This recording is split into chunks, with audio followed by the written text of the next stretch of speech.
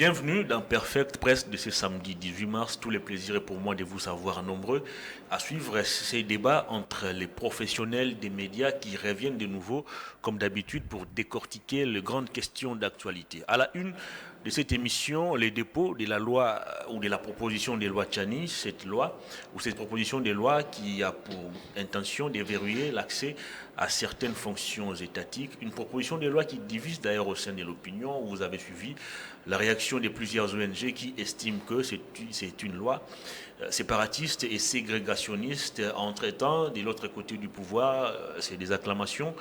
On estime qu'il est temps de lutter contre l'infiltration au sein des institutions. L'actualité, c'est aussi les élections avec les récentes sorties médiatiques de Denis Kadima qui revient encore sur la situation sécuritaire comme entorse à la tenue des élections dans le délai constitutionnel. Entre-temps, les députés nationaux et les Tamboué estiment aussi qu'on doit privilégier la paix et la sécurité au détriment des élections. Est-ce que le chemin pour la transition ou le glissement est-il déjà balisé? On en parle au cours de cette émission. On va chuter avec la situation sécuritaire qui prévaut dans la partie est du pays et même dans les territoires de Kwamouth à Maïndombe. Pour en parler, j'y reçois sur ce plateau deux journalistes, deux professionnels des médias, des habitués d'ailleurs de cette émission. Le premier, Merveille Baelenge, bienvenue. Merci beaucoup Hervé, c'est un plaisir pour moi d'être là aujourd'hui, comme d'habitude en fait. Comment allez-vous? Oui, ça va personnellement, mais en même temps, ça ne va pas. Qu'est-ce qui ne va pas? Non, mais écoutez, avec... Pourtant, vous avez bonne mine. J'ai bonne mine, moi, mais c'est les Congolais, les petits peuples qui habitent Kingasani, qui habitent l'Ituri ou la partie est du pays, est également en bonne santé, je ne pense pas, avec la sécurité. J'ai même vu aujourd'hui sur les réseaux sociaux annoncer que les M23 et l'armée rwandaise se prépareraient pour lancer un assaut afin de chercher à récupérer la ville de Goma. Bon, je sais aussi que nos forces armées, les FARDC, sont bien positionnées. Mais ce qui me fait mal, c'est d'assister à tout ce qui arrive à l'est du pays, parce que je sais qu'avec cet assaut, il y aura des pertes en vies humaines, et c'est ce qui me fait mal. Et quand je vois aujourd'hui les médias internationaux parler de l'arrivée des militaires sud-soudanais, ça me fait mal. Un pays comme le Sud-Soudan aujourd'hui doit venir au secours de la RDC. Et déjà, eux-mêmes, ils ont les sérieux problèmes. Je sais que c'est l'Ouganda qui va en aide au Sud-Soudan. Mais voir les Sud-Soudanais venir finalement, c'est tous les pays limitrophes qui viendront nous aider, alors qu'en réalité, ils ne viennent pas nous aider, ils viennent pour piller nos ressources naturelles. J'avais lu récemment votre tweet où vous avez déclaré votre soutien à l'endroit de l'ancienne première dame Marie-Olive Lembe-Kabila. C'était quoi la motivation? Non. Écoute, alors que c'est ce couple qui est accusé aujourd'hui d'être à l'origine de tous les malheurs des Congolais. Tous les malheurs des Congolais, est-ce que vous êtes sérieux là? Écoutez, premièrement, j'avais jeté des éloges à l'ancienne première dame, à maman Olive Lembe-Kabila, parce qu'à l'occasion de la journée du 8 mars, elle avait organisé quelque chose qui m'avait personnellement touché. Elle est allée à Goma vers les mamans victimes de violences. Les déplacés de guerre. Les déplacés de guerre, etc. Elle a offert un repas de cœur à ces mamans-là. Non seulement ça, mais elle a passé toute une journée avec elle. Elle a donné de l'amour. Surtout, moi, le problème, ce n'est pas d'abord le repas, mais c'est l'amour. Les images que j'ai vues là-bas, j'ai vu des mamans pleurer. Pleurer parce que une grande dame comme maman Olive Lembe-Kabila leur a accordé de l'attention. Pourtant, le même 8 mars, on avait vu aussi l'actuelle première dame, Denise Nyakeru, fêter aussi ou partager aussi un geste avec les femmes au niveau des Kolwezi. Des Kolwezi, là où... C'est aussi les Congo. C'est aussi les Congo, oui. Mais aujourd'hui, entre Kolwezi et le Nord Kivu, quelle est la province qui est le plus touché par les violences. C'est le Nord Kivu. C'est au Nord Kivu que nous voyons des femmes violées. C'est au Nord Très Kivu. bien. Permettez que je termine. C'est au Nord Kivu que nous voyons les enfants tués. Tout récemment, je viens de voir une image qui m'a fait mal. Des jeunes tués par l'armée rwandaise. J'étais comme ça les photos circulées sur les réseaux sociaux. Il y a aussi la pauvreté, la famine La au niveau des pauvreté, alors que Kolwezi. là-bas, à Kolwezi, c'est les gens fument la tomate et boivent du lait là-bas. Il y a... Ah bon? Ah mais oui, vous ne le savez pas aujourd'hui. Les lois là-bas avec Fifi Masuka, c'est devenu l'Eldorado de tous les amis de l'Union sacrée du pouvoir. J'ai vu même des gens se battre à cause de ça. Les gens se battent à cause de ça. Faut même faire vu attention. Madame Kibasa, là-bas. Apparemment, j'ai dit apparemment, c'est installé là-bas. Apparemment, Elle est candidate gouverneur. Très bien. Garder, avoir la gestion de la province. Très bien. Le Au Nord deuxième Kivu, invité- on ne voit personne aller là-bas pour chercher à gérer la province parce que là-bas, c'est la guerre, les gens meurent. Mais ils ont abandonné là-bas. Mais voir Olive Lembe Kabila aller là-bas, prendre les risques, aller là-bas, partager les peu qu'elle a, mais surtout donner de l'amour, moi je ne peux que saluer. Christian Nyama Bukabeya, comment allez-vous? Je vais très bien, mon frère Hervé. Bonjour et bonjour à Merveille. Bonjour également à tous les téléspectateurs. Il fait beau à Kinshasa, la capitale de la RDC. Je suis très heureux encore pour cet affrontement. Le climat des idées. affaires. Les affairistes, tous sont au rendez-vous, donc le climat des affaires est vraiment en forme. Et je crois que aujourd'hui, on va encore analyser les choses importantes qui est des futilités de Maman Olive parce que... Vous appelez ça futilité? J'appelle ça futilité, c'est de l'hypocrisie. Une dame qui partage de l'amour, Non, non, qui donne de elle l'affection. partage de l'hypocrisie parce qu'elle n'en a jamais fait au Kasaï. Pourquoi seulement à Goma? Parce que là, il y a la guerre. Mais savez-vous aussi que la famine tue? Elle n'en a jamais fait au Kasaï. Les bandes, quand est-ce qu'elle va Ah aller? bon, vous êtes sûr? Elle n'a jamais été au Kasaï. Vous êtes sûr? Il vous a, ce il genre vous a laissé... d'action. Maman Olive n'a jamais réagir. été au Kasaï pour poser ce genre d'action. Ce qui Merveille me prouve le contraire. Mais les images existent. Par exemple, en quelle année? Écoutez. Vous n'allez pas les dire, Merveille. Permettez-moi de Le débat, parler. ce n'est pas Vous n'allez Marie-Olive tromper Lembe. l'opinion. Maman Olive Lembe Kabila n'a jamais été au Kasaï pour poser les actions caritatives. Je le répète, si elle a les images proposées prochainement à une autre émission, on va en discuter. Alors, si elle part à Goma, c'est pour chercher à attirer la sympathie de la population qu'ils ont meurtri pendant plusieurs années. Tout le monde le sait. Et je rappelle, dans sa province à lui, dans le sud Kivu, Maman Olive Lembe a construit une cathédrale. Il n'a pas mentionné ça. Elle a construit ça à plus de millions de dollars, je ne sais pas, 1 million ou comment. Où est-ce qu'elle a trouvé ça? Elle a quelle fonction officielle pour le faire? Ou bien, comme elle a des actions, et ainsi de suite, elle va entrer... Elle a elle va une faire ça. ONG, Ce que je je pense. demanderais... Les actions que maman Denise fait, elle a quelle fonction? Vous me posez la question, je peux répondre? Ou bien vous me Allez-y. posez... Le débat, ce n'est pas... Non, mais Si vous me permettez, Le si vous me débat, ce n'est pas la si vous me comparaison permettez, entre les si deux. vous me permettez de Permettez répondre, je qu'elle vais vous réponde. dire que Maman Denise Nyakeru Tshisekedi, elle est première dame en fonction, son mari a un salaire, elle a les avantages.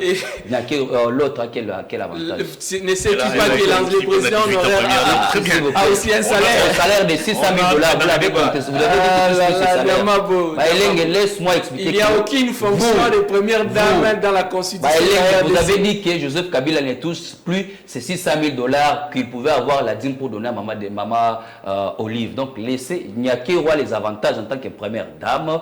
Quel Est-ce que- avantage?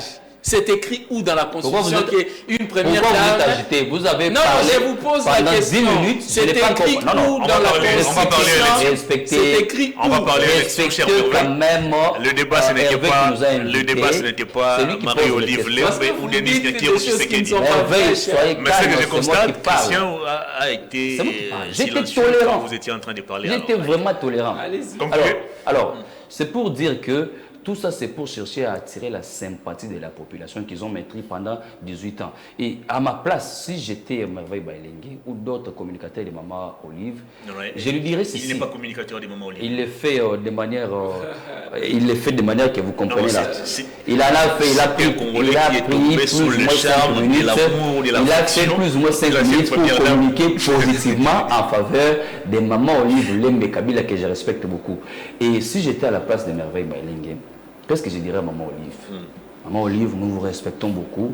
vous êtes une grande dame, vous avez été première dame pendant plusieurs années dans ce pays, vous avez été aux côtés de Joseph Kabila, vous l'êtes toujours, vous l'avez accompagné, mais vous méritez beaucoup de respect. Parce qu'à chaque fois que vous essayez de poser un acte politique ou une sortie médiatique politique, ça vous réduit, ça vous diminue, ça vous rend inutile, mère, s'il vous plaît. Vous vous souviendrez qu'en 2018, vous avez béni Emmanuel Chadar sur la place publique. La suite, et aujourd'hui, comment on est en train d'interpréter cette image? On ne vous trompe pas, vos communicateurs. Il y a peu, on a vu aussi au niveau de la 10e rue, quelques cadres de l'UDPS s'aligner pour aller recevoir la bénédiction. Je ne suis pas, de l'UDPS. Je ne suis pas de l'UDPS. C'est Maman Marthe n'est pas première dame.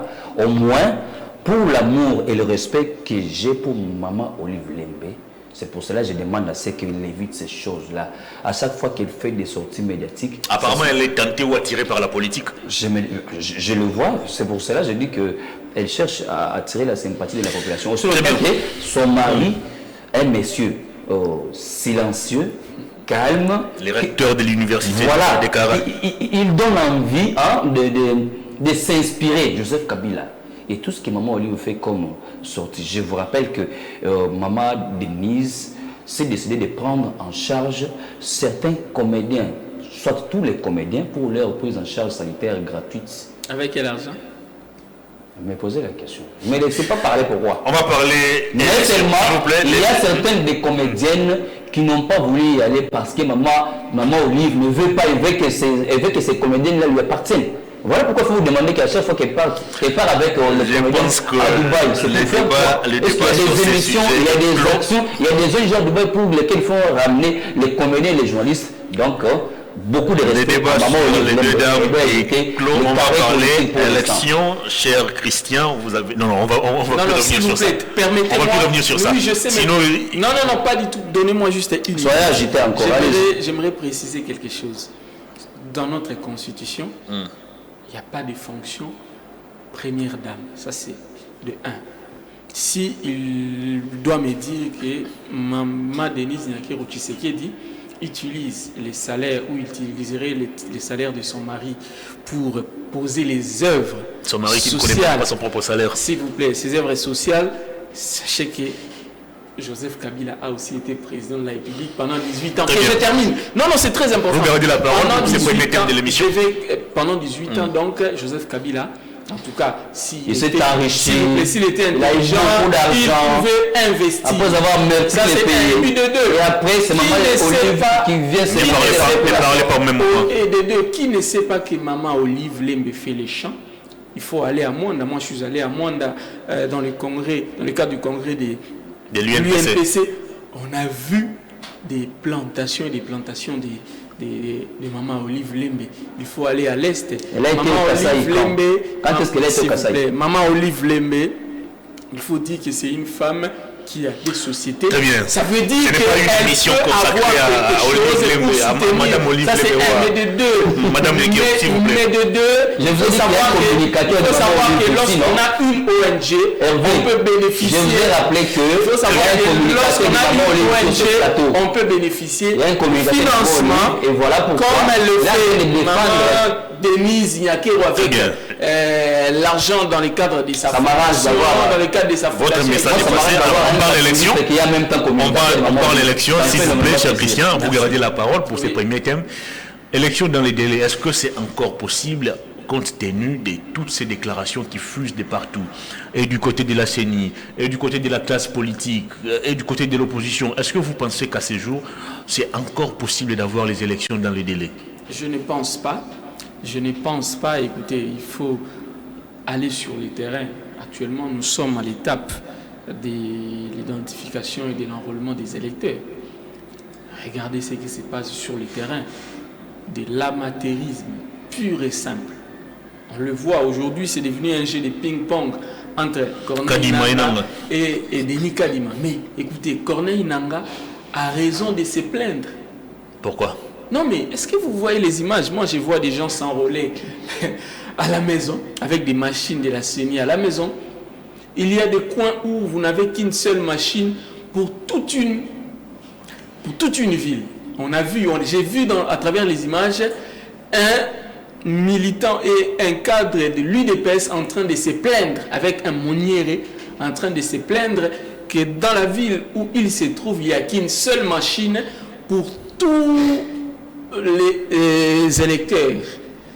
Ce sont des choses à condamner. Ça, c'est un des deux. Lui-même, le président de la CENI, passe à la télé. Il a dit bonnement qu'il n'y a pas de moyens, que le gouvernement n'a pas mis les moyens, n'a pas donné les moyens à la CENI pour poursuivre avec l'opération, avec les opérations sur le terrain. Mais si la CENI n'a pas les moyens, comment voulez-vous que les élections soient organisées? Comment voulez-vous que les élections soient organisées?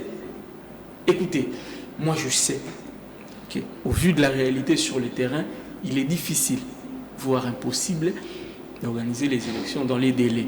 Je connais le schéma. Le schéma aujourd'hui, c'est quoi? C'est un glissement de 2 ans que Félix Tshisekedi Tshilombo, notre président de la République, reste en fonction. Ils vont s'inspirer de l'interprétation de la Constitution par Joseph Kabila de l'époque, que le président de la République reste en fonction jusqu'à l'installation du nouveau président élu. Alors que moi, ça me fait mal parce que le président de la République n'est qu'à son premier mandat. Comment quelqu'un peut s'arranger pour glisser à son premier mandat si réellement il est sûr d'être réélu? Parce que je vois à travers les images, j'ai vu, ils font publier des sondages des Canadiens et autres, que voilà, le président de la République sera élu avec 48%, etc. Faux et archi-faux sur le terrain. Regardez dans les Katanga, le prix de sac de maïs. J'ai vu certains dire que voilà, c'est Moïse Katumbi qui serait derrière ça. Mais écoutez, aujourd'hui, les gouverneurs du Haut-Katanga est allé en Zambie.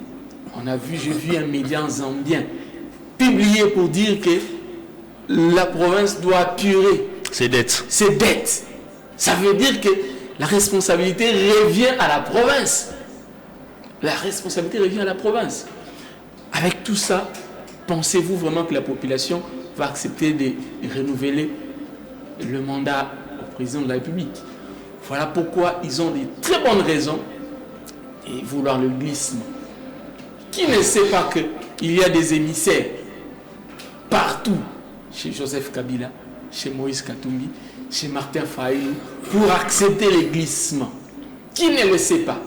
Nous sommes des journalistes inspirés. Mais pourquoi on va chercher le glissement alors que le président n'est qu'à son tout premier mandat? Mais c'est ça la grande question, et moi je peux répondre. Il y a un budget de 16 milliards capable de financer la tenue des élections. Il y a les troupes de l'EAC qui sont sur terrain pour sécuriser ou tenter de restaurer la paix. Le budget de 16 milliards, c'est sur papier. Mais son impact sur le terrain, zéro. Le dollar aujourd'hui, nous en sommes à combien? J'ai vu le président de la République. C'est de la spéculation. Le président de la République lui-même légitimé cela, le CETO. Il a reçu le financement des ressortissants de la Grande Orientale. La Grande Orientale, avec un chèque qui dit clairement que le dollar c'est à 23 500. Donc à 23 500. Lui-même le président de la République. Avec tout ça, voulez-vous vraiment que l'on puisse accorder du crédit à un nouveau mandat au président de la République? Très bien. Et puisqu'ils le savent, ils ont intérêt à glisser, d'ajouter 2 ans de plus au président de la République. C'est quelque chose qui ne passera pas. Martin Fayulu a fait une très bonne proposition. Il a dit, si nous devons glisser, ni le président Tshisekedi, ni une transition sans acteurs politiques. Une transition avec la société civile. Ça repose sur quel principe légal? Écoutez, lorsque nous glissons, automatiquement, nous quittons la Constitution. Nous serons dans ce qu'on appelle le compromis. Et dans les compromis, tout peut se faire parce que nulle part dans la Constitution, il est dit qu'après 5 ans de mandat, il faut glisser. Nulle part. Lorsque nous dépassons le délai constitutionnel, le président de la République perd ce qu'on appelle de la légitimité. Et dans ça, il y aura ce qu'on appelle le compromis. Et parmi les compromis, Martin Fayulu nous propose que l'on donne le pouvoir à la société civile comme ça. Lui-même, le président, aura aussi la chance de postuler. Martin Fayulu a laissé son plan de sortie de crise. Écoutez, la transition, ça fait partie aussi je ne suis pas là pour du plan parler des sorties au de nom de Martin Fayulu, mais je vous dis tout simplement que cette proposition-là, moi je la trouve géniale. Si on dépasse les délais constitutionnels, ben, il faut donner à la société civile la gestion du pays pour nous organiser les élections. Comme ça, là, le président de la République sera aussi candidat. Et on verra si réellement il est populaire, que ça, comme le dit ces sondages des Canadiens là, que moi personnellement je n'y accorde pas d'importance. Absence de moyens, insécurité, transition, tout ça, est-ce que c'est encore possible pour les Congolais d'aller au vote à la date prévue? Merci Hervé. J'aimerais d'abord porter une correction à ce que Merveille dit.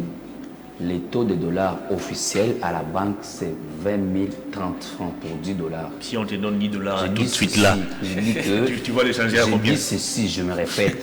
Le taux de dollars officiel à la banque, c'est 20 030 francs pour 10 dollars. Et sur terrain, c'est combien? Sur terrain, il y a la spéculation, il y a aussi autre chose. Vous le savez mieux que moi.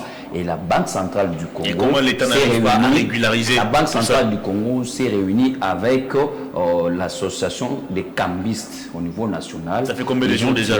Ça fait maintenant 2 jours qu'ils se sont réunis. Et quand on prend une décision, il faut les suivre. Ça, c'est une réalité.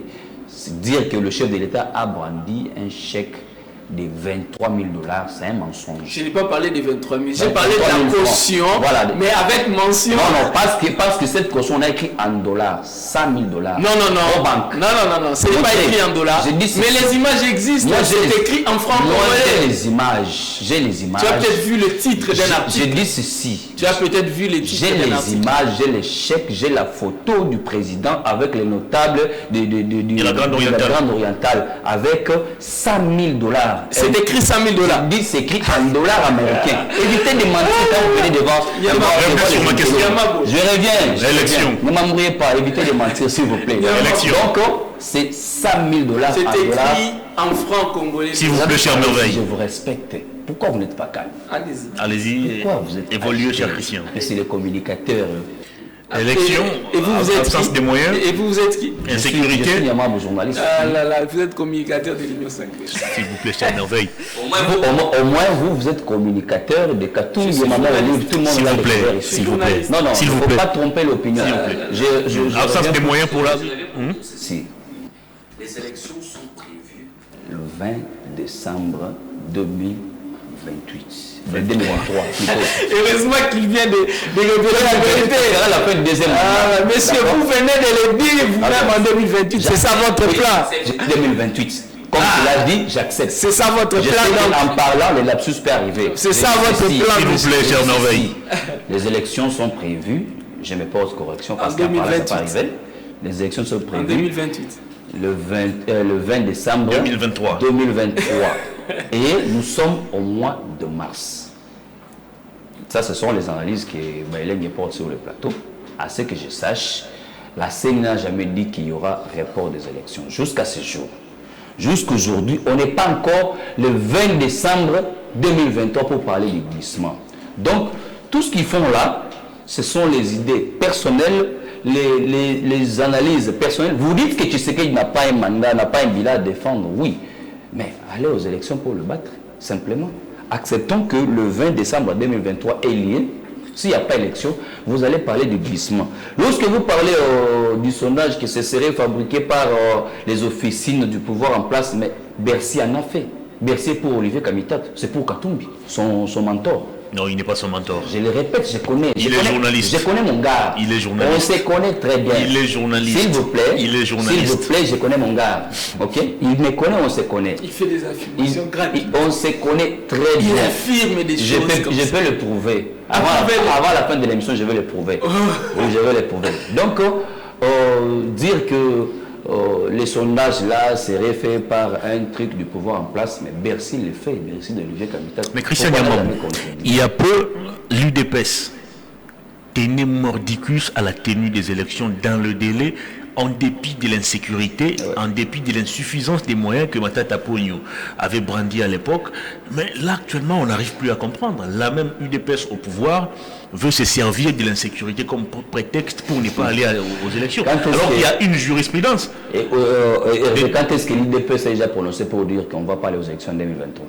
Le président de la République est de quel parti? Le président n'a dit qu'il n'y aura pas d'élection en 2023. Non, il a dit que l'insécurité risquerait d'hypothéquer le processus électoral. Mais même si on partait dans un autre, il n'a jamais dit qu'il n'y aura pas d'élection en 2023. Non, il a dit les processus, disons, l'insécurité risquerait. Mais vous parlez au conditionnel. Mais il faut lire les... Mais si l'insécurité prenait fin demain, il n'y aurait pas d'élection. Nous supposons encore ce conditionnel. Le professeur Mbata qui avait promis la fin de la sécurité en décembre 2022, aujourd'hui tire sur les FARDC. Je reviens pour dire ceci. La situation sécuritaire qui prévaut dans l'est du pays n'a pas été créée par le pouvoir en place, elle a été trouvée par le pouvoir, mais elle va être résolue. C'est ce que nous souhaitons pour que nos frères et sœurs qui sont dans cette partie. On accuse le même pouvoir en place d'avoir ressuscité le M23. Le pouvoir en place d'avoir ressuscité les M23, c'est lui qui avait signé les accords des M23. Les M23 ont séjourné à Kinshasa. Vous voulez dire que les M23, non, ce qu'ils disent là, ça ne vient pas de moi. Attendez, vous accordez maintenant la crédibilité au porte-parole des M23 qui connaît ce qu'il fait comme communication. Ce qu'ils disent là, si les M23... Mais ça n'a jamais été démenti par écoutez, si les M23 avaient été éliminés, chassés, terminés par le pouvoir Kabila, mais l'accord là, qui avait signé? On avait signé encore l'accord avec qui? L'accord de l'Émirat, c'était avec qui? C'était pas avec les M23? Les mêmes M23 vaincus, vous parvenez à vaincre les rebelles, mais vous signez les accords avec ces mêmes rebelles. Donc c'est une contradiction. On veut nous embrouiller inutilement. Ce que moi j'aimerais dire est ceci. C'est vrai que tous nous voulons les élections. Moi je veux qu'il y ait élections parce que nous voulons le renouvellement de la classe politique. Je suis d'accord pour les élections. Mais en quelque sorte, j'aimerais aussi dire, ça c'est mon opinion personnelle, organiser les élections comme on en avait organisé en 2018, oui, sans Béni et Yumbi. Bon. Il y avait un problème de légitimité. Il y avait un problème de légitimité. Organiser les élections sans le Nord Kivu, c'est écarter toute la population du Nord Kivu de la liste électorale, c'est écarter le Nord Kivu de la carte de la RDC, c'est cautionner la balkanisation du pays. Pour moi, je dis ceci. S'il faut organiser les élections, que la CNI réfléchisse maintenant avec le pouvoir en place, avec toutes les institutions qui gèrent la sécurité, pour voir les voies et moyens pouvant permettre à ce que la population se trouvant dans des zones d'insécurité puisse s'enrôler. Mais là aussi, il y a un problème. Les infiltrés peuvent aussi s'enrôler. Donc, ça demande une politique minutieuse, pas les sentiments que nous apportons sur nos plateaux, parce qu'on doit appartenir dans un camp ou un autre. Non, c'est une affaire très sérieuse qu'on ne peut pas traiter avec négligence. Très bien. Je crois que on doit réfléchir comme des hommes, mais on est encore en mars 2023. Les élections sont prévues le 20 décembre 2023. S'il n'y aurait pas élection le 20 décembre, là on parlerait de glissement. Pour l'instant, les élections sont prévues. Tu sais, le 20 décembre, attendez que je vous pose ma question. Allez-y. Calmez-moi. Jusqu'au 20 décembre, s'il n'y a pas restauration de la paix, selon Denis Kadima, lui, il va remettre la balle entre les camps des acteurs politiques pour décider sur la suite qu'on va donner aux élections. Selon les députés également, Eliezer Ntambwe, il faut faire le choix entre les élections, la sécurité et le social. Est-ce qu'à entendre toutes ces déclarations, vous pensez qu'il y a quelque chose qui se mijote ou vous estimez que c'est des gens qui sont juste réalistes et qui essayent de faire des projections? Écoutez, déjà dans le langage des chrétiens, peut-être qu'il a peur de les dire. En réalité, il essaie d'expliquer qu'avec la sécurité à l'Est, nous ne pouvons pas avoir les élections. Mais il essaye de voiler et d'utiliser un langage un peu imagé. Ce qu'il dit là, c'est ce qui se dit dans les états-majors de l'Union sacrée, de son UDPS et autres. Il est aussi journaliste. Il n'est pas membre de l'UDPS. Permettez que j'évolue. À chaque fois qu'il veut manger, il se perd. Lorsque Eliezer Ntambwe se permet de le dire à haute voix. Il est de l'UDPS. S'il vous plaît, qui est Eliezer Tamboué? Il est de l'Union sacrée. Eliezer Il est de Tamboué l'UDPS. est de l'Union. N'est-il pas libre de s'exprimer? Monsieur Nyamabo, On n'est pas en démocratie. Monsieur Nyamabo, Christian Nyamabo Kabila, permettez que j'évolue. Allez-y. Eliezer est de l'Union sacrée. Nous connaissons les joueurs et leur jeu. Nous savons très bien que dans un contexte pareil, on ne peut pas directement utiliser un joueur de l'UDPS. On va aller prendre quelqu'un qui n'est pas de l'UDPS mais qui est de leur famille politique pour faire passer le message. Il faut qu'il y ait élection. En 2018, vous avez parlé ici de légitimité. Donc aujourd'hui, vous acceptez que le président de la République n'a pas la légitimité. Vous avez dit qu'en 2018, nous avons organisé les élections sans Yumbi, sans Boutembo et Beni. Donc, il y a eu un problème de légitimité. Donc aujourd'hui, l'UDPS, aujourd'hui l'Union sacrée, reconnaît qu'il y a un problème de légitimité, que le président de la République n'est pas légitime. Une contradiction. Il fallait que le président de la République refuse que Yumbi et les autres soient mis de côté en 2018. Là, en tout cas, j'allais vraiment prendre notre président de crédible, ou j'allais prendre l'Union sacrée actuelle des Non, le président n'est pas crédible. S'il vous selon plaît, Merveille s'il vous plaît, s'il vous plaît. Merci. Évoluez. S'il vous plaît. Vous mettez en cause la crédibilité du président. Monsieur, Évoluez, cher Merveille. Vous l'avez dit, je complète seulement. Vous pouvez me laisser continuer. Soyez libre, parlez. Vous pouvez me laisser continuer. Allez-y. Le fait pour le président de la République, l'UDPS, a accepté d'aller aux élections sans Yumbi, sans Beni, que l'UDPS, que le président de la République accepte aussi d'aller aux élections au cas où la CENI n'arrivait pas à enrôler nos amis de l'Est. Accepter d'aller aux élections sans le Nord Kivu, c'est cautionner le plan de balkanisation selon le Ntamboué. Ça, c'est leur rhétorique pour nous faire accepter que nous devrions d'abord mettre fin à l'insécurité. Mais écoutez, s'il y a insécurité jusqu'à aujourd'hui, mais à qui la faute? Mais c'est à eux, c'est au président de la République, c'est à l'Union sacrée, c'est au gouvernement, parce que lorsqu'il a prêté serment,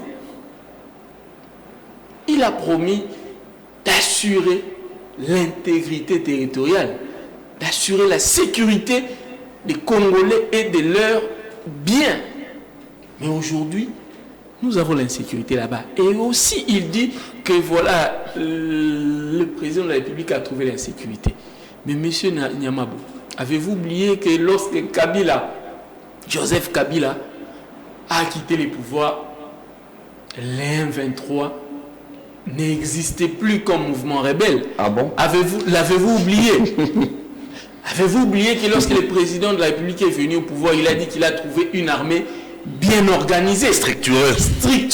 C'est sorti de la bouche du président de la République.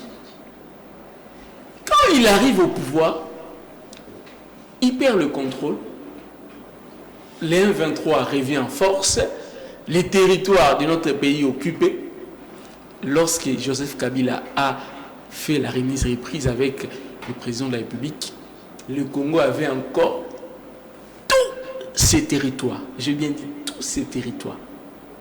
Mais aujourd'hui, il faut aller là-bas, à Bunagana. Jusqu'à aujourd'hui, c'est toujours entre les mains des rebelles et autres. Il y a des coins où les francs congolais n'est plus utilisé, ne circule plus. C'est la monnaie ougandaise, etc. Vous le savez. Ça veut dire que si aujourd'hui nous avons l'insécurité, le premier fautif, c'est le président de la République et son gouvernement. Et ne venez pas nous dire que nous avons trouvé cette situation comme ça. Un chef ne se plaint pas. Il y a ce qu'on appelle le principe de continuité de l'État. Lorsqu'on prend le pouvoir, on doit assumer. Et surtout que l'UDPS, avant de prendre le pouvoir, l'UDPS, en tout cas, a traité Kabila de tous les mots. L'UDPS, lui-même le président de la République, a dit que je vais aller m'installer à l'Est, il nous a fait des promesses et des promesses. Et aujourd'hui, même les Sud-Soudanais commencent à nous proposer de l'aide. On nous apprend que l'armée sud-soudanaise doit venir ici.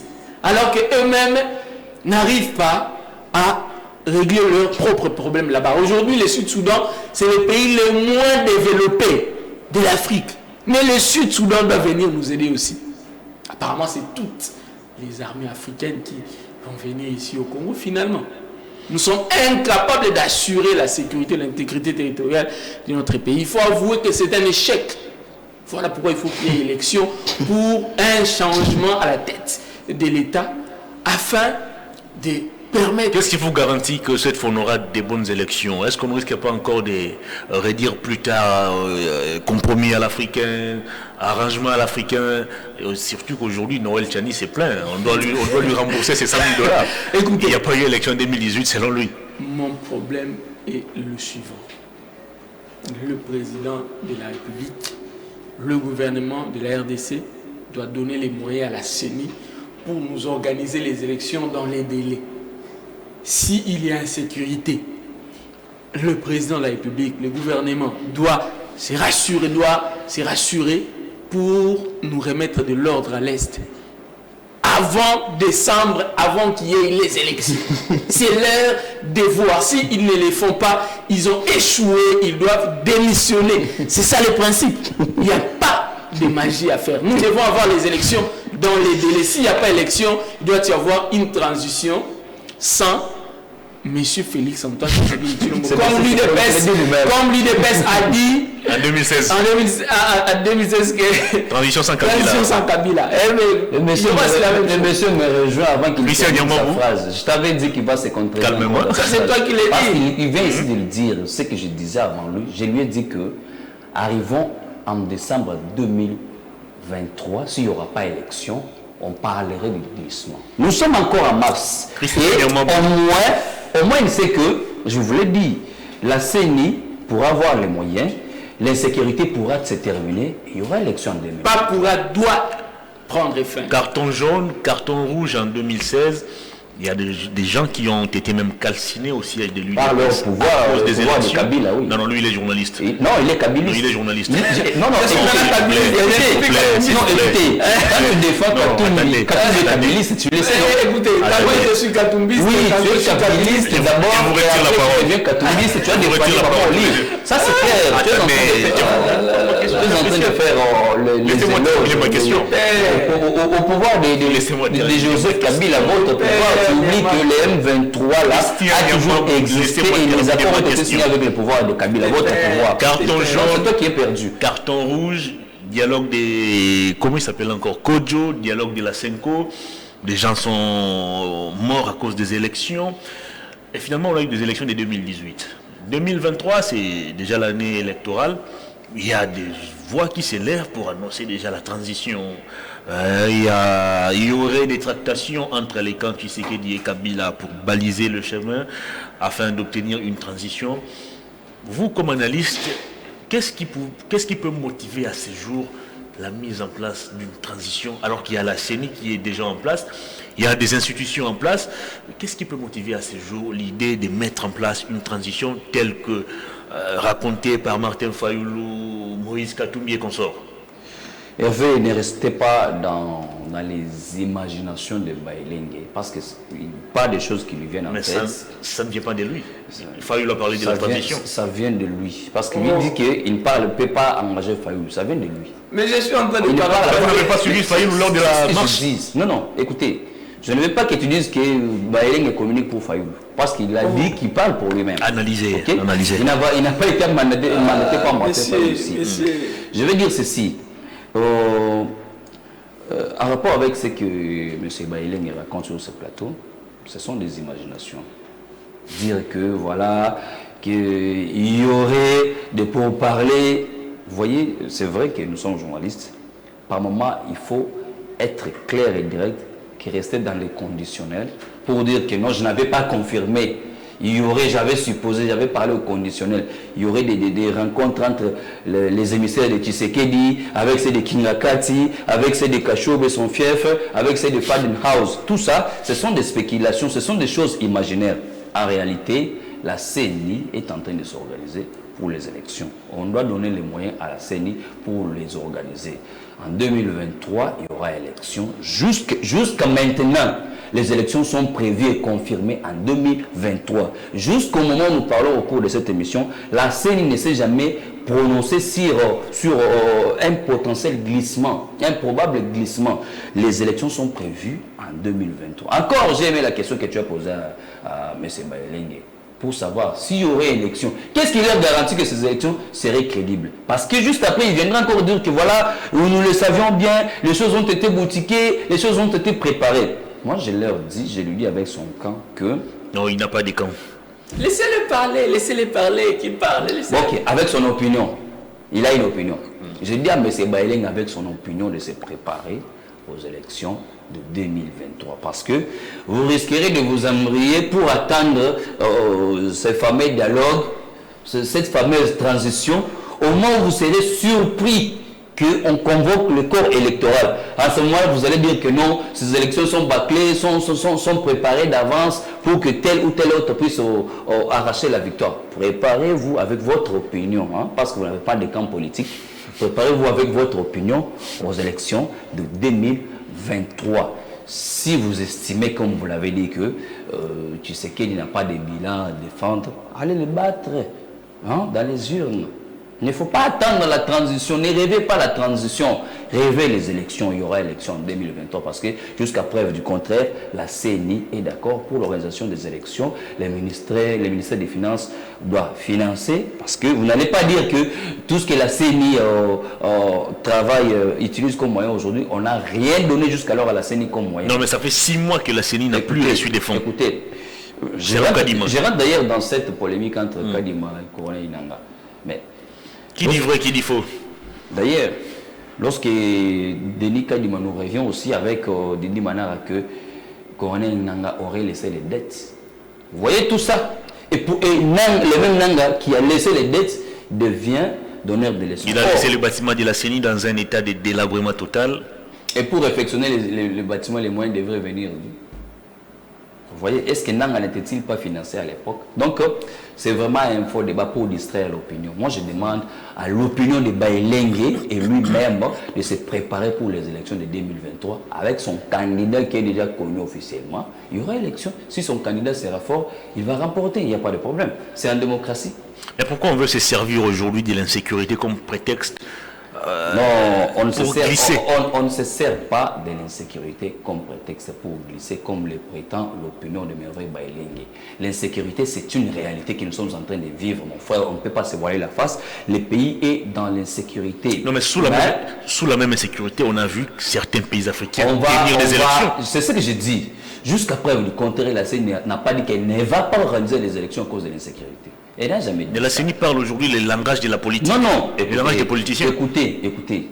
Je vous ai dit que si la CENI n'arrivait pas peut-être dans des zones où se trouve l'insécurité pour l'enrôlement, la CENI peut se prononcer comme elle est en train de dire. Et en conclusion, le président de la CENI a demandé au gouvernement de réfléchir sur les mesures sécuritaires pour que cette partie-là qui est aussi enrôlement. Cela veut dire que la CENI tient à tout près à ce qui est élection en 2023. J'ai appris ce matin qu'on a renforcé la sécurité dans toutes ces zones en conflit. Une bonne nouvelle. Une bonne nouvelle pour dire à l'opinion de M. Bayelengue qu'il y aura élection en 2023, le 20 décembre. Vous savez... Il se prépare aux élections. Vous savez, en fait, Nyamabo, Christian Nyamabo me fait rire. Pourquoi? Parce qu'il doit savoir qu'on ne prépare pas ou on n'organise pas les élections avec les souhaits, les paroles et les promesses. Les élections, ce sont les moyens pour préparer dans la préparation, afin de concrétiser. Mais lorsque c'est lui qui est censé organiser les élections, c'est plein que ça va faire 6 mois déjà qu'il n'a pas reçu le financement du gouvernement. C'est-à-dire que la CENI a perdu 6 mois pour préparer les élections. 6 mois. Voilà pourquoi il est de notre devoir de dénoncer, que l'opinion sache que la CENI jusqu'à aujourd'hui n'a pas encore reçu les financements du gouvernement. Que les Congolais sachent que le pouvoir de M. Félix Antoine Tshisekedi Tshilombo, notre président de la République, n'a pas encore donné les moyens à la CENI. Ça, c'est de 1. Et puis de 2, les mots insécurité pour les élections n'est pas sorti de ma bouche ni de ta bouche, mais de la bouche de notre président de la République. Lui-même a dit, bien qu'il a mis au conditionnel, mais nous sommes dans la politique. L'intention, le fait de dire doit déjà être matière à réflexion et interpellation. Lui-même le dit. Lorsque un député national, je le cite, Eliezer Tambwe, se permet de faire une déclaration publique à ce sujet, dire que nous avons d'abord besoin de la paix avant les élections. Donc les élections, c'est un Congolais qui est libre de réfléchir à haute voix. S'il vous plaît, ne doivent pas être une priorité. D'abord la sécurité. On demande à la population, de choisir. Alors qu'ils ont prêté serment de non seulement nous garantir la sécurité et le social, mais également de nous organiser, de donner les moyens à la CENI pour nous organiser les élections. Ça veut dire qu'ils ont failli dans leur mission. Et lorsque on échoue, qu'est-ce qu'on fait? La logique voudrait que l'on démissionne. La logique voudrait que l'on démissionne. Voilà pourquoi moi, je ne cesserai jamais de le dire que le gouvernement doit donner les moyens à la CENI. Il faut que nous ayons les élections. S'il n'y a pas élection, donc il doit y avoir transition sans M.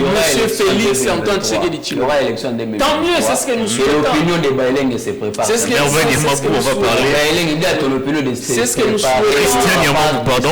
C'est ce que nous souhaitons. On parle de la situation sécuritaire au niveau de l'Est de la RDC. Oui. L'Angola a décidé, Christian, vous avez la parole, l'Angola a décidé de déployer 500 militaires de son armée en République démocratique du Congo. Les Sud-Soudan nous envoie aussi ses hommes. Le Burundi a renforcé aussi son équipe qui se trouve déjà en RDC. Pourquoi nous ne voulons pas renforcer nos FRDC? Déjà, le président a réhabilité le général Constant Ndima dans ses fonctions. C'est lui qui va conduire les opérations militaires. Pourquoi ne pas renforcer carrément les FRDC plutôt que de recourir vers des armées étrangères, sachant que ça va nous prendre de l'argent, ça va nous demander de l'énergie? Pourquoi ne pas renforcer carrément nos FRDC? Les FRDC ont été renforcés. Il y a eu recrutement des jeunes dans plusieurs provinces, déjà un renforcement. Et ils sont en formation. Et je crois que certains sont déjà sur le terrain. Cela ne suffit pas, parce qu'il y a des terrains qui demandent à ce que ce genre de combat soit mené par ce genre de comment on les appelle. Les militaires qui nous viennent en aide n'ont pas reçu une mission offensive. Non. En tout cas, je suis encore sur ce que je suis en train de dire. À chaque terrain, par exemple, il y a une guerre qui peut se faire dans la mer. Il y a la guerre qui peut se faire de manière aérienne. Il y a la guerre qui peut se faire de manière terrestre. Alors, dans chaque compartiment, ce n'est pas mauvais de renforcer. Vous savez que l'Angola était toujours un bon partenaire avec la RDC et surtout les pays de l'Afrique australe.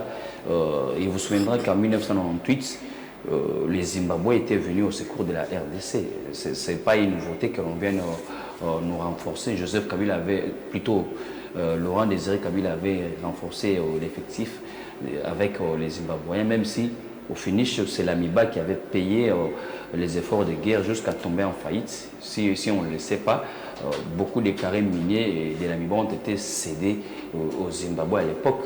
Et depuis ce temps-là, l'AMIBA est en déclin et c'est les Kasaï qui en souffrent. Donc, quand il y a la guerre au Congo, ça ne concerne pas seulement la partie qui est menacée, mais ça concerne toute la République. Raison pour laquelle la guerre de 1998 a été soutenue par les efforts du Kasaï.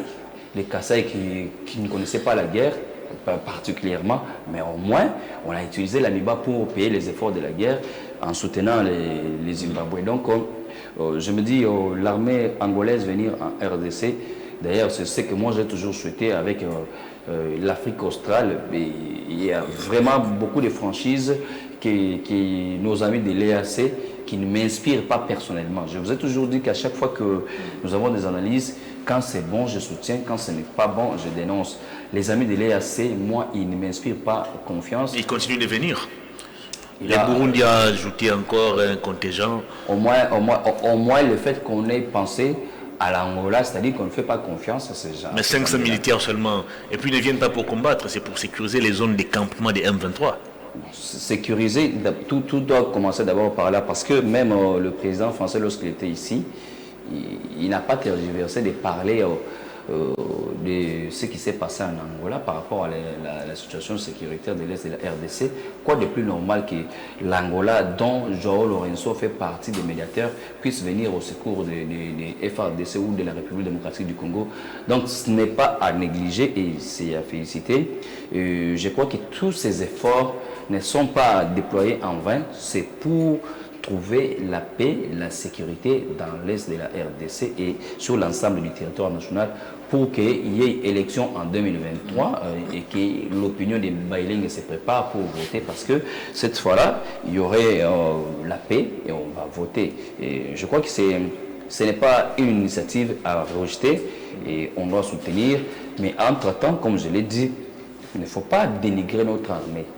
Il ne faut pas dire que... On ne l'a pas dénigré? Oui, parce que il y en a qui pensent que quand ces forces-là viennent, c'est parce qu'il fallait peut-être d'abord renforcer les FARDC. Non, nous avons une armée forte, nous avons des experts, même si cette armée a été infiltrée par le pouvoir de l'opinion en face de moi. Pourtant, le président de la République a estimé qu'il avait trouvé une armée très bien organisée et très bien structurée. Oui, mais à l'interne, vous n'allez pas écouter. C'est une contradiction dans le chef du président de la République. Écoutez, le problème devant nous est que nous ne voulons pas avoir un président franc et sincère comme Félix Tshisekedi. Quand il trouve que ça ne va pas, il vous l'avoue publiquement. Et pour vous, il doit faire semblant. Non. Le président Tshisekedi, quand il est arrivé au pouvoir, il a signé les accords avec le FCC. Il pensait que, selon sa bonne foi, le FCC allait accepter qu'on puisse diriger ensemble les pays pour que les choses marchent bien. Mais il a trouvé que le FCC jouait les doubles jeux. Et du coup, il n'est pas resté hypocrite pour créer cette rupture entre son pouvoir et le FCC. Donc, pour le président Tshisekedi, s'il trouve que c'est bon, il va le dire. D'ailleurs, vous allez me traiter de Tshisekediste. Oui, je l'accepte pour l'instant parce que... Ce n'est pas mon intention. Parce que dans mes analyses, c'est presque ce que dit le président Tshisekedi. Je vous ai dit que quand c'est bon, je soutiens. Quand ce n'est pas bon, je dénonce. Le président Tshisekedi, quand il est venu, il a trouvé que voilà, il y a la bonne foi de marcher ensemble. Il a accepté, il a applaudi. Mais quand il a trouvé que ça ne va pas, il en a parlé publiquement. C'est quoi le lien avec cette armée qui devient automatiquement instable? Non, écoutez, l'armée était toujours instable. L'armée que Joseph Kabila nous a laissé avec des brassages, des mixages, des mélanges. C'est justement cette armée que Félix Tshisekedi avait trouvé déstructurée. Exactement, il en a trouvé sur le plan forme, mais pas sur le plan interne, tu vois. Tshisekedi a fait la remise avec Kabila. On lui a présenté la structure sur la table. Mais quand il est entré dedans, il a trouvé quoi au niveau de... Mais comment on peut évaluer quelque chose sans toutefois entrer dans les fonds? Vous voulez qu'il dise que j'ai trouvé l'armée mauvaise pour que cette armée lui fasse le coup d'état? Vous voyez? Écoutez, en fait, notre ami n'a pas d'argument solide pour expliquer. C'est vous qui vous embrouillez. S'il vous plaît. Parce que vous avez épuisé votre temps d'antenne, cher Christian. Si tu n'as pas compris de manière pédagogique, demande à Hervé, il va m'accorder les minutes. Vous avez épuisé votre temps d'antenne, mais on va y bailler. 500 militaires angolais arrivent en RDC, les Sud-Soudanais sont là, bon, ils arrivent aussi, les Burundais sont déjà là, ils vont encore s'ajouter. Qui d'autre? Les Rwandais également, je pense. C'est pratiquement toutes les armées qui sont présentes ici, sans oublier l'opération UPDF. Jusqu'où iront ces opérations? Il reste la Centrafrique. Après la Centrafrique, le Congo-Brazzaville, en tout cas tous les pays limitrophes. Ajouter la Zambie. La Zambie, etc. Tous les pays limitrophes vont finalement envoyer leurs troupes chez nous. Tout simplement parce que nous sommes faibles. Il faut les reconnaître. Mais il faut préciser que le président de la République, je répète encore, vous l'avez dit, j'ai beaucoup aimé, même si notre ami essaye de donner des justifications sans fondement, il a dit qu'il a trouvé une armée stable et structurée. C'est sorti de la bouche du président. Lorsqu'on dit stable et structurée, ça veut dire quoi? Ça veut dire que c'est une armée responsable, une armée dissuasive. Même au niveau de l'Afrique, nous étions très bien cotés. Le classement des meilleures armées africaines. La RDC 10e. Est-ce que nous continuons encore de garder cette 10e place? Je ne pense pas. En tout cas, je n'ai pas encore vérifié la liste des meilleures armées. Mais au moins, je sais qu'actuellement, en tout cas, l'armée congolaise est vraiment, si je peux me permettre ce mot, mal organisée. Comment ça? Mais écoutez, sur le terrain, nous constatons qu'il y a premièrement beaucoup de traîtres. Beaucoup de traîtres. À part les traîtres, notre armée n'arrive pas à gagner les batailles sur le terrain. Nous ne faisons que perdre. C'est ce qui a justifié la colère du professeur Mbata. Le professeur Mbata lui-même l'a dit. Le professeur Mbata lui-même. Et Jacques Joly. Le professeur Mbata l'a dit, Joly, etc. Ce n'est pas moi. C'est pour dire qu'il y a un sérieux problème. Et le président de la République, c'est lui le commandant suprême. Il préside les réunions des conseils de sécurité. Ça veut dire que lorsqu'il y a un ça ne va pas, le premier responsable doit d'abord être président de la République. Très bien. Permettez que je termine parce qu'il a pris du temps pour s'exprimer. Lorsque je vois l'armée sud-soudanaise venir chez nous, au Congo, les grands Congo. Je l'ai dit ici, le Sud-Soudan, c'est le pays le moins développé de l'Afrique. Les rapports existent. Le Sud-Soudan vient d'être créé à peine. C'est à peine que ce pays n'a même pas 30 ans d'existence. Un pays comme le Sud-Soudan aujourd'hui doit aussi envoyer ses militaires chez nous. Ça, c'est de l'irresponsabilité. Je l'ai toujours dit que nous pouvons sécuriser notre pays nous-mêmes. Il suffit que l'on mette les moyens et que les moyens arrivent à destination. Nous avons des bons militaires. J'ai bien dit des bons militaires. Il se pose un problème de motivation. L'argent sort, mais l'argent n'arrive pas à destination. Et il y a ce qu'on appelle l'impunité. On ne punit pas. Mais le président lui-même avait constaté cette magouille. Il a constaté, mais et après? Rien n'a fait. Et après, rien n'a été fait. Les mêmes personnes continuent à être là. C'est ce que moi, je dénonce. Si vous voulez que nous ayons une bonne armée, si vous voulez que nous puissions, que nous soyons en mesure d'assurer la sécurité de notre pays, les militaires doivent être motivés. Nos militaires nous rejoignent les 1-23. C'est le dernier thème de l'émission. C'est ce thème qui va vous diviser davantage. La loi Tchani. Ah voilà. Encore. Cette proposition de loi qui a été déposée hier est réceptionnée par le président de l'Assemblée nationale pour la deuxième fois. Et cette fois, Christophe Mbosso a promis d'exposer cette proposition de loi à l'Assemblée plénière pour que celle-ci puisse en décider. Qu'est-ce que vous faites quelle lecture de cette proposition de loi Noël Tchani? Est-ce que vous partagez aussi l'avis de ces ONG, mouvements citoyens qui estiment que c'est une proposition de loi séparatiste? Vous pensez que Noël Tchani est dans le bon? Noël Tchani n'est pas dans le bon. Premièrement, lui-même, c'est un citoyen américain. Un citoyen américain qui vient chez nous, ici au Congo, faire des propositions bidons. Des propositions bidons, je l'ai dit. La loi dit ceci. La nationalité congolaise est une et exclusive. Elle ne peut pas être détenue. Vous pouvez m'aider avec la suite. Concurremment. Concurremment, vous l'avez dit très bien. Mais M. Tiani a la nationalité américaine. Les Américains eux-mêmes réclament leurs citoyens. Et il vient chez nous ici au Congo pour semer le désordre. Il veut semer le désordre, il veut séparer tout simplement. Écoutez, si vous allez en Europe, les Européens ou les Occidentaux appellent les métis noirs, les métis, les nègres. On les appelle des nègres. on les appelle des nègres. Vous allez nous dire que Moïse Katumbi, parce qu'en réalité lui-même, Noël Tiani, a cité le nom de Moïse Katumbi. Je pouvais encore accepter, il a cité plus d'une fois, je pouvais encore accepter si il proposait sa loi sans citer les noms de Katumbi. La loi est impersonnelle, je n'ai pas entendu Noël Tiani citer Moïse Katumbi. Dans ses arguments, pourquoi Moïse Katumbi doit s'agiter si on parle de la congolité? Il ne s'agite pas, mais lui, Noël Tiani, dans ses arguments, il cite nommément Moïse Katumbi. Lui, tout ce qui lui arrive, il dit que c'est un coup de cachot. J'ai même vu un article lorsque le document qui a circulé sur les réseaux sociaux annonçait qu'il y a une plainte contre lui aux États-Unis. Le document de l'Observatoire américain pour les élections libres et transparentes. Il a dit que c'est un coup de Moïse Katumbi. Il voit Moïse Katumbi partout parce que lui-même l'a dit que Moïse Katumbi ne peut pas être candidat président de la République. Écoutez, le Congo a connu des métis.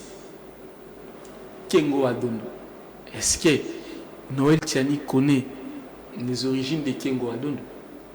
N'avez-vous pas vu la peau de Kengo Adondo? Est-ce que la loi Tiani est-elle liée à la peau ou je ne sais pas moi? Non, mais lorsqu'il parle des Congolais, de père et de mère, je suis tout simplement en train de vous rappeler que la couleur de peau de Léon Kengo Adondo se justifie par le métissage, n'est-ce pas? Kengo Adondo n'est pas de père et de mère congolais. Ce n'est pas pour autant que Kengo Adondo a rendu service à la nation loyalement. Moïse Katumbi, là, quand il était gouverneur dans le Haut-Katanga, les Katanga à l'époque, n'est-ce pas que l'ordre avait régné dans cette province? La province avait prospéré. Vital Kamerhe lui-même, leur collaborateur, avait dit que tous les gouverneurs devraient aller au Katanga pour apprendre la bonne gestion. Vital Kamerhe l'a dit à l'époque. Les images existent. À l'époque, il n'était pas. Mais en quoi cette proposition de loi dérange? Noël Tiani, citoyen congolais, estime que la RDC a été longtemps infiltrée. Citoyen américain. Attendez, Noël Tiani estime que la RDC a été longtemps infiltrée et cette fois-ci, il faut verrouiller l'accès à certaines fonctions étatiques. En quoi ça dérange? Noël Tiani, citoyen américain premièrement. Je suis d'abord sur le plan de la forme.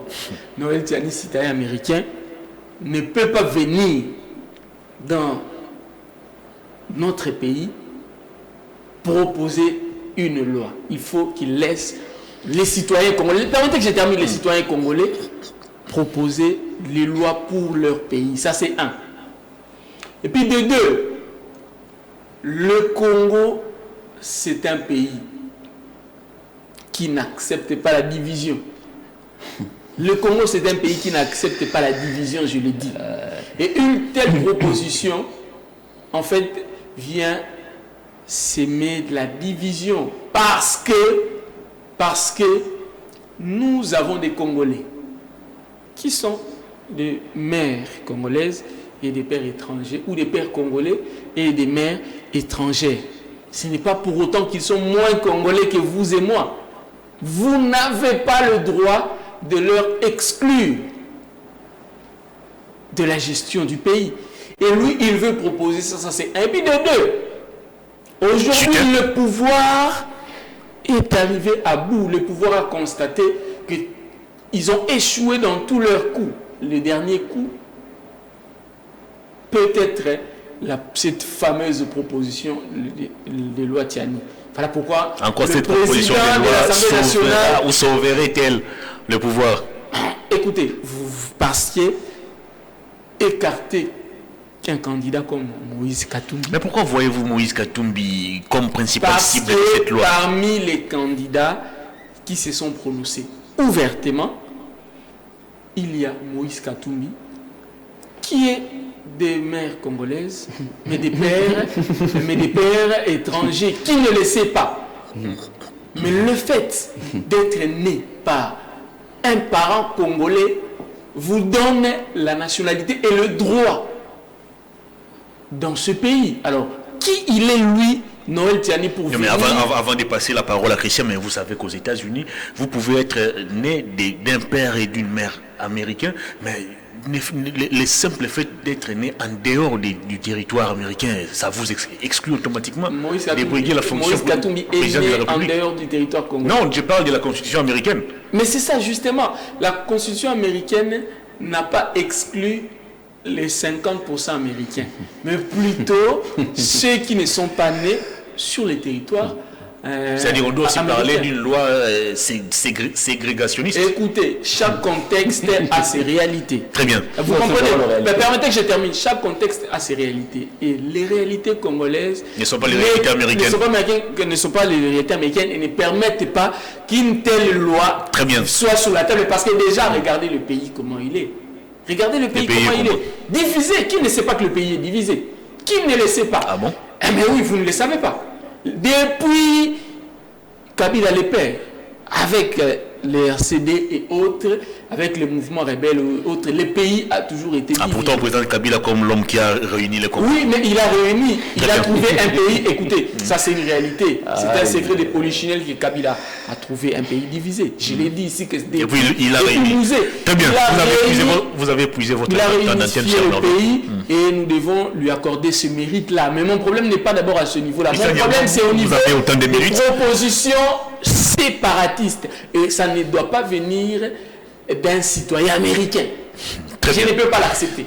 Pour la deuxième fois, Christophe Mbosso vient de réceptionner la proposition de loi Tchani. Et cette fois, il a décidé de soumettre cela au débat. C'est-à-dire que dans les prochaines plénières, on va assister à un débat sur cette proposition de loi. En quoi cette loi dérange-t-elle? Vous savez, quand on manque les arguments, il faut se taire simplement. Parce qu'on peut faire le bruit, penser qu'on a argumenté, alors qu'on a parlé dans le vide. Je vous avais dit au départ que l'opinion en face de moi, c'est une opinion de Kachoboué. Maintenant, vous êtes en train de comprendre, lorsqu'on parle de la loi Tchani, l'opinion voit directement Katumbi. C'est l'opinion. Hein? Et j'aimerais rappeler ceci. L'opinion pense qu'on a dit cela au moment où Katumbi s'est prononcé officiellement candidat. C'est faux, c'est un mensonge. Parce que Moïse Katumbi a quitté l'Union sacrée il n'y a pas une année. Mais Noël Tchani a commencé ce bruit bien avant et très longtemps. C'est depuis 2021, je pense. L'opinion ne savait pas, n'était pas informée. L'opinion Baïleng qui est en face de moi, qui dit que tout ça c'est parce que Katumbi est candidat. Vous voyez? Donc l'opinion doit s'informer, surtout que cette opinion est journaliste professionnelle. Et je veux dire ceci. Noël Tchani est congolais, des pères et des mères. Moïse Katumbi... Il est réclamé par l'Observatoire américain. C'est faux. Cet observatoire-là, c'est faux. C'est faux. Certifiez-nous cet observatoire-là. C'est un mensonge. C'est un mensonge. Il ne peut pas le prouver. Savez-vous pas que Noël Tchani c'est un citoyen américain? Vous avez parlé. J'ai dit que quand vous n'avez pas d'argument, taisez-vous. Taisez-vous, c'est moi qui parle. Vous avez parlé, j'étais en train de suivre vos mensonges, je vais recadrer. Noël Tchani est congolais de père et de mère. Mais il a acquis la nationalité américaine. Écoutez, il vous arrive d'aller aux États-Unis d'Amérique et que vous ayez donné naissance aux enfants à partir des États-Unis d'Amérique, hein? Même si vos enfants sont nés des pères et des mères congolais, d'abord ils ont trouvé la nationalité américaine parce qu'ils sont nés sur place. Automatiquement. Mais Noël Tchani, il est parti par bourse, ainsi de suite. S'il a acquis la nationalité congolaise, américaine, s'il trouve que la loi peut aussi les frapper, où est le mal? Donc, la loi peut... Non, écoutez, je parle l'opinion en face de moi. Mais comment les étrangers peuvent venir proposer des choses dans notre pays? Attendez, cher en fait. Ouais, l'opinion est agitée maintenant. Alors, c'est-à-dire que Noël Tchani est sincère. Si cette loi frappe tout le monde, même lui sera aussi frappé. Où est le problème? En quoi est-ce que ça peut déranger Moïse Katumbi s'il est congolais? Je dis s'il est congolais, en quoi ça peut le déranger? Les gens comme vous ici, ce sont des personnes qui rendent mauvais service à Moïse Katumbi. Parce que, écoutez, Noël Tchani a fait sa première sortie médiatique avec cette histoire. Si les communicateurs katumbistes n'avaient pas révélé, on n'allait pas se rendre compte que Katumbi n'était pas congolais. Ce sont eux-mêmes qui ont commencé à dire qu'il n'est pas congolais. Et pourquoi ça vous choque la loi Tchani? Il affirme des choses. Attendez. Il n'est pas congolais, son père n'est pas congolais. Vous allez réagir. La mère est zambienne, c'est clair. Ah, vous avez les Je preuves. l'affirme. Vous allez réagir dans Katumbi, votre son temps père d'antenne. n'est pas congolais. Laissez-moi Vous parler. allez réagir. Vous avez les preuves. Vous allez Je vous réagir dans rappelle- je votre répète temps que d'antenne, cher le père Merveille. de Katumbi n'est pas congolais. Et sa mère. Attendez, cher Merveille. Il a parlé ici. Calmez-vous. Il a parlé ici. Permettez-moi. Évoluez. Le père de Moïse Katumbi n'est pas congolais. S'il peut me dire le contraire, dites-moi que son père est congolais. Non, mais terminez, vous avez dit que... Vous me remettez maintenant la parole. J'avance maintenant pour vous dire ceci, pour vous dire à l'opinion ceci. Vous savez que la loi, c'est encore au niveau de la proposition. Et Noël Tchani n'est pas député. La loi est portée par un député national, Nsinghi Poulou, des pères et des mères. Administrateur à la SNEL. N'a-t-il pas le droit de s'exprimer en démocratie? Et encore, que la loi n'est pas encore sur la table pour être traitée. Le président de l'Assemblée nationale n'a-t-il pas le droit de réceptionner une proposition de loi pour laquelle Merveille Baïling s'est acharné sur les réseaux sociaux pour traiter Mbosso de tous les mots? Je vous ai lu sur Twitter, vous avez tout dit sur le président Mbosso pour avoir réceptionné seulement... C'est aussi un Congolais qui réfléchit à autre chose. Écoutez, en tant que Congolais, il doit limiter maintenant le règlement de l'intérieur de l'Assemblée nationale, le pouvoir du président Mbosso, de réceptionner la loi. C'est-à-dire qu'on comprend simplement les agitations. Je rappelle encore ici que la loi Tchani a commencé au moment où Moïse Katumbi était dans l'Union sacrée. Ne venez pas tromper l'opinion que c'est parce que Moïse Katumbi... Et le président de la République était d'ailleurs contre cette proposition. Merci d'ajouter de l'eau à mon moulin. Félix Tshisekedi était contre cette proposition, il en a dit. Il se réservait même. Et aujourd'hui, lorsque Tchani exprime son opinion, on pense que c'est Tshisekedi qui serait derrière. Mais Baïling, soyez sérieux envers vous-même quand même. Si Moïse Katumbi est le meilleur gouverneur de l'époque de l'histoire de la RDC, je vous rappelle, vous allez encore chercher une image pour trouver qu'il avait dit qu'il ferait de Lubumbashi Johannesburg. 8 ans après. Qu'est-ce qui est devenu Lubumbashi? Allez vérifier encore, ça se trouve en image. Donc, je ne viens pas parler de Moïse Katumbi. Je viens de dire ici que la loi est impersonnelle. C'est-à-dire que, je vais donner un exemple d'ailleurs typique. Connaissez-vous l'histoire de Chouchou Mwanga? Si vous n'êtes pas informé, il est député national, congolais, élu de Massissi, avec les origines rwandaises. Il exploite notre cobalt et il exporte pour Kagame. Et il a détourné cette concession minière aux Juifs qui étaient d'ailleurs des investisseurs congolais en valeur de plus de 700 millions de dollars. Et tous ces biens se trouvent au Rwanda, en RDC. Il n'a qu'une seule maison. Et entre la RDC et le Rwanda, pour Chouchou Mwanga, le choix est clair. Pour lui, c'est le Rwanda parce qu'il a les origines rwandaises. Où est le mal de Noël Tchani dire que non, pour sauvegarder l'intégrité territoriale, certains intérêts. Il faudrait qu'il y ait, à un certain niveau de gestion, qu'il y ait un Congolais de père et de mère. Est-ce que cette loi ne rétrograde-t-elle pas la République? On a vu Obama régner aux États-Unis. On a vu en France comment il s'appelait encore cet ancien Premier ministre, son nom m'échappe. Manuel Valls. Vous l'avez dit ici que chaque pays a son contexte. Non, c'est Merveille qui l'a dit, pas moi. Il a dit, mais vous l'avez renchéri pour dire que même aux États-Unis, il y a les droits des sols. Pourquoi on ne peut pas avoir notre droit? Pourquoi tout celui qui peut être zambien, tout celui qui peut être grec, tout celui qui peut être polonais, tout celui qui peut être chinois ou qui que ce soit. J'avais vu d'ailleurs pendant le pouvoir de Joseph Kabila, il y a certains Chinois qui s'étaient enrôlés au PPRD. Donc tout le monde là peut venir au Congo comme dans une forêt où on peut se porter au candidat à certaines fonctions. Aujourd'hui, Baïling l'a dit, l'opinion en face de moi, elle a dit que certains militaires des FARDC ont rejoint le rang de M23. Il faut dire clairement qu'ils étaient d'abord originaires de M23 du Rwanda. Il faut le dire. C'est pas qu'ils se sont rendus compte que entre le Rwanda et la RDC, les choix sont clairs. Et maintenant, entre la Zambie et la RDC, qu'est-ce que je vais choisir si mon fils est député en Zambie? Je choisirai quoi? Si ma femme est burundaise, je vais choisir quoi? Entre les intérêts. Si moi-même, je n'ai pas accusé la RDC, Moïse Katumbi, il a dit, on ne doit pas se voiler la face parce qu'il m'a permis de les citer. Il l'a dit, lorsqu'il était en Pologne, il en a dit qu'il se sent victimisé parce que certains Congolais ne veulent pas ce qu'il aspire à la magistrature suprême à cause de ses origines qui sont polonaises. Lui-même en a dit. Les images existent. Ce n'est pas un mensonge, c'est Katumbi qui en a prononcé. Alors, Christian Nyamabou, on va débattre sur ça. Comment se sentent aujourd'hui ou comment se sentiraient aujourd'hui des enfants issus du métissage? Je ne prends pas les cas Katumbi. Il y a Martin Fayoul qui a épousé une Camerounaise. Ils sont nombreux ces acteurs politiques qui ont épousé des femmes des nationalités étrangères. Comment se sentiraient aujourd'hui leurs enfants? Je rappelle que la loi Tchani, jusqu'alors, c'est une proposition. Jusqu'au moment où nous parlons. Rien n'empêche que cette loi soit approuvée. Donc, il y a probabilité 50%, 50%. Elle peut être approuvée ou rejetée. Et si on rejetait cette loi, on viendra encore débattre sur ça. Donc, c'est pour vous dire que dans cette loi, nos frères qui sont nés des pères congolais ou du métissage tout court. Du métissage, en bref, ils sont nos frères. Selon encore la proposition, c'est encore en proposition. C'est-à-dire que si vous êtes aujourd'hui né d'une union métissée, vous êtes automatiquement exclu d'ambitionner même un jour diriger ces pays.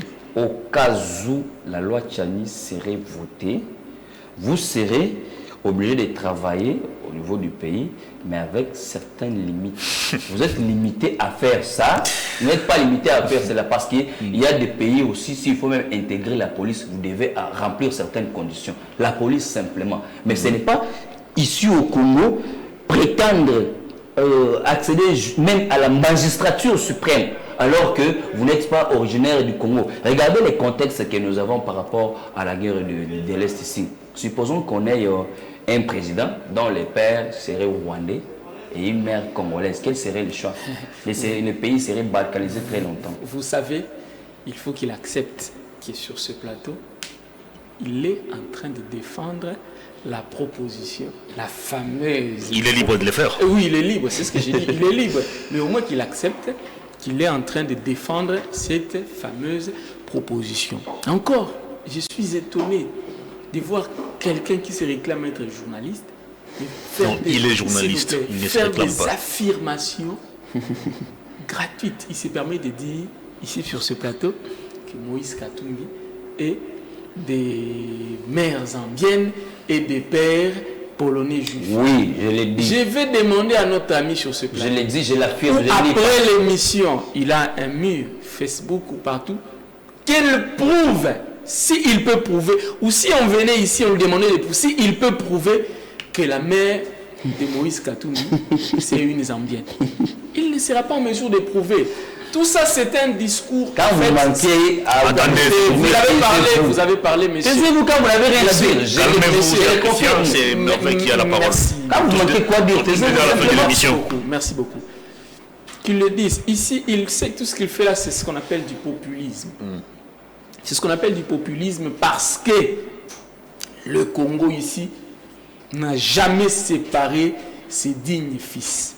Il dit ici que Noël Tchani n'est pas américain. Je vais lui raconter une histoire. Nous avons vu sur les vidéos. Je n'ai pas dit que Noël Tchani n'est pas américain. Permettez que je termine. Parce que non, je ne peux pas cautionner un mensonge. Permettez que je... J'ai dit que Noël Tchani est congolais, des pères et des mères. Permettez que s'il a acquis une nationalité américaine, que la loi le fera pour. Très bien. Merci beaucoup. Alors, je vais dire ceci parce que cette proposition-là pêche d'abord au niveau de la forme. Parce qu'un citoyen américain ne peut pas venir faire une proposition à RDC. Je vous ai dit ici que la loi dit que la nationalité congolaise est une et exclusive. On a vu sur les vidéos une femme avec Perrault Loire, avec un enfant. Cette femme-là... Ne faites pas du racontement. C'est pas facile. Vous faites la de cachot, mais c'est pas facile. S'il vous plaît, vous sortez du débat. S'il vous plaît, je ne sors pas du débat. S'il vous plaît, je ne sors pas du débat. Je suis en train de prouver que M. Noël Tchani est un citoyen américain. Je continue dans ma logique. Une femme avec un enfant. La femme dit que cet enfant est de M. Tchani. Et la femme dit qu'elle a reçu Tchani. La femme a reçu un appel de l'ambassade américaine pour dire que voilà, venez avec notre enfant récupérer le passeport. Un enfant qui est né ici au Congo. Parce que selon l'ambassade américaine, le père de cet enfant-là est américain. En l'occurrence, M. Noël Tchani. Donc, sa proposition d'abord, sur le plan de la forme, en droit, on dit la forme. En droit, on dit, si je ne me trompe pas, que tout doit d'abord respecter la forme. Permettez que j'évolue. On manque les arguments. Monsieur, permettez que j'évolue. Oui, l'opinion. Cette proposition on dit quoi? pêche d'abord sur le plan. On dit quoi par rapport à la forme et corrompue. Cette proposition. Quel droit? Monsieur, permettez que j'évolue. Vous avez parlé ici. Cette proposition pêche d'abord sur le plan de la forme parce qu'un citoyen américain ne peut pas venir chez nous proposer quelque chose. Mais maintenant, sur le plan de fond, dans le fond, cette loi a un caractère séparatiste parce que dire que les métis ne peuvent pas avoir le droit de diriger le pays au plus haut sommet, c'est ce qu'on appelle de la discrimination. Alors dans ces cas, au niveau international, s'il vous plaît, au niveau international, vous allez voir que même les Nations Unies condamnent les nations qui, en fait, interdisent, j'ai bien dit, interdisent aux métis. Monsieur, faites très attention, qui interdisent aux métis de ne pas jouir de leurs droits civiques dans le pays de leur choix. C'est-à-dire que soit dans le pays de leur père ou dans le pays de leur mère. Et aujourd'hui, M. Niamabo vient ici sur ce plateau défendre une telle proposition. Mais il est libre de le faire. Non, mon problème, c'est que dans un pays comme la RDC, la République démocratique, monsieur, s'il vous plaît, est-ce que vous pouvez vous taire et m'écouter? Est-ce que vous pouvez vous taire et m'écouter? Dans un pays comme la République démocratique du Congo, qui s'appelle République démocratique, l'on ne peut pas accepter de propositions séparatistes. On a terminé l'émission. Permettez que je termine.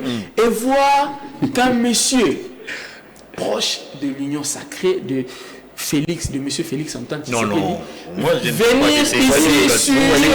venir ici sur un plateau de télévision, premièrement faire des affirmations pour traiter ne vous répétez pas. Moïse Katumbi, Monsieur, est-ce que vous pouvez répéter? Monsieur, répétez-vous. Merci, je vais me répéter. Oui. Si il faut que je répète 1000 fois, je le ferai. Parce que vous manquez les arguments. Je sois très bien compris que le message passe. Parce que vous manquez les arguments. Voir un Congolais venir sur le plateau de télévision, c'est permettre de traiter un citoyen congolais des Zambiens sans en avoir le peur. Son père est doux. Utiliser un discours populiste de l'UDPS de la 10e rue pour en fait qualifier un Congolais des Zambiens. C'est très grave. Et ça confirme. Grand merci à vous. Ça confirme ce que j'étais en train de dire. Grand merci à vous deux, chers collègues. Leur cible, c'est Moïse Katumbi. Émission Elengi. Leur cible, c'est Moïse Katumbi. L'émission est terminée. Alors moi, je me demande, on fera quoi de notre équipe nationale? Donc, c'est-à-dire qu'on doit aussi mettre de côté tous ces binationaux. On fait l'argent de Katumbi, c'est nous répondre à cette question. Pourquoi tu sais cette émission est terminée? Je suis en train de désannoncer l'émission. Je désannonce l'émission. Je désannonce l'émission. Et on s'est répété 1000 fois parce qu'on manque les arguments. Je désannonce l'émission, cher Christian. Grand merci à vous. Invitez-nous encore prochainement sur ce même sujet. Merci. Le réalisateur va trancher sur votre demande. Merci à vous de votre disponibilité. Merci mon ami Hervé. Merci aussi à vous. Merci beaucoup. Et c'est samedi 18 mars est terminé. J'avais reçu pour vous Merveille Baïlengue et Christian Niamabo, tous les deux journalistes. Il a les intérêts. C'est battre. L'opinion compris que l'opinion passe de moi.